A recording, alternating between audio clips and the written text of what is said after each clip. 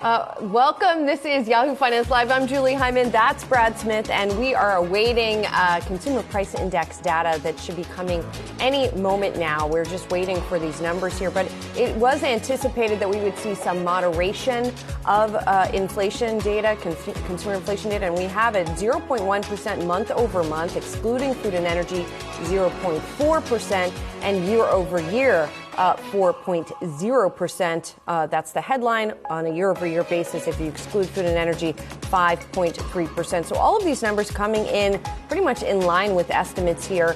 We did not see a slowdown on a month-over-month basis here in the rate of inflation, but neither did we see an acceleration. We saw a slowdown in the headline, but not in the core number here, which is the one that is more relevant.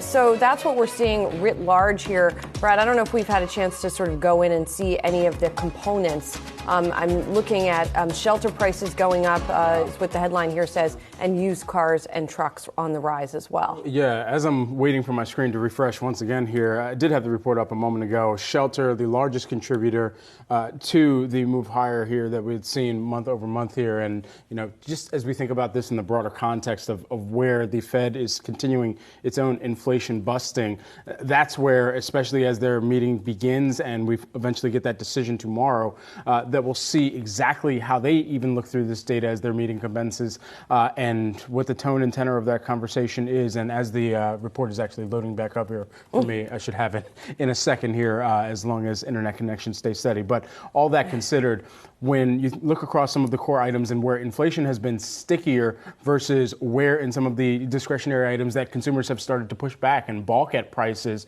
and where those prices have started to come down, that is particularly interesting here. And as I have the report, index for all items, less food and energy, that actually rose 0.4% in May. Right. Did the same in April and March. And then additionally here, you mentioned the indexes that increased in May, including shelter, used cars and trucks, motor vehicle insurance as well, apparel and personal care. And then we're continuing to see exactly what the markets are doing. As of right now, it still seems like the futures are holding on to some slight gains for the Dow, the S&P 500 as well, fractionally, as we're seeing there on the screen here.